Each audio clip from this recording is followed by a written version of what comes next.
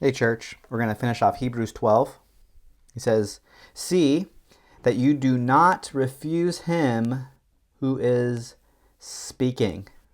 We've seen this throughout the book of Hebrews, to continue to look to him who is speaking. That's Jesus. Look at his message and look to Jesus.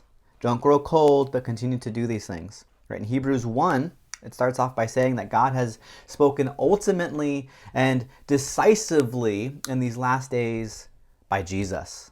And because that's true, Hebrews 2 tells us to keep your eye on the gospel message, lest you drift away and fall into God's judgment. We see in Hebrews 3, 7 and following that we're called to heed God's word and take care that we do not have an evil, unbelieving heart. Hebrews 4 tells us in verses 11 through 13 that God's word judges our thoughts and intentions, and that ought to stir us up to continue to walk in the path of Christ. And finally, in Hebrews 6, verses 16 and 17, we see that God gave a word of promise and an oath to Abraham. And we see that God's word is final and trustworthy. What God says happens. And we see this in our text. He says, "For if they did not escape when they refused him who warned them on earth," right? Moses communicated God's message to Israel, and they entered into a covenant with God, and the message was that they needed to be faithful covenant members, but if they failed to keep the covenant, there would be covenant curses, there would be consequences. And this happened. They broke the covenant, they weren't faithful, and as such, they ended up in exile, right? God's word said that if they broke the covenant, there would be covenant curses, and this happened. Then he goes on to say, "Much less will we escape if we reject him who warns from heaven." They didn't escape. We won't escape. At that time, right? So at that time, referring to this time when Moses was speaking to Israel in the book of Exodus and in Deuteronomy, his voice shook the earth, right? When God spoke to his people on Mount Sinai, the earth shook. God's word is powerful. It's effective.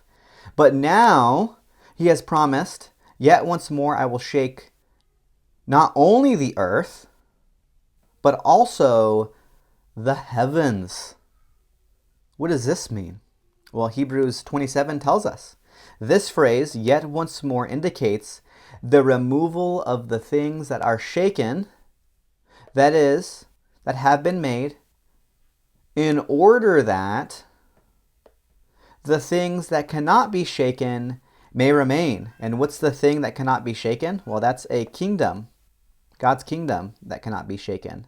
This is referring to the final judgment. God's going to come and judge and purify the earth in order to establish his kingdom.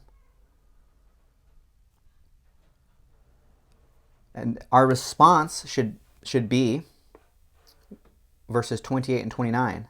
"Therefore, because these things are true, let us be grateful for receiving a kingdom that cannot be shaken." So because this is true, because God's kingdom cannot be shaken, and because we are in that kingdom through Jesus Christ, we should be grateful. This is something we don't deserve. We deserve God's perfect justice, but Jesus took that justice upon himself so that we can glorify him forever, which is what the rest of the verse says. "Let us offer to God acceptable worship." And what is acceptable worship?